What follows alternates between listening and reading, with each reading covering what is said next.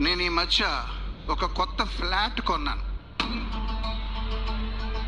Flat అంటే హైదరాబాద్లోనో వైజాగ్లోనో కాదు, సిమెంట్తో చేసింది అసలే కాదు.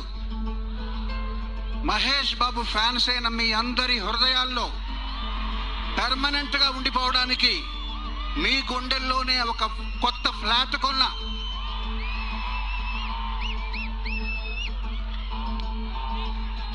బిల్డర్ హ్యాండ్ ఓవర్ చేస్తాడు, producer happy, director happy, tiles చేస్తున్నారు,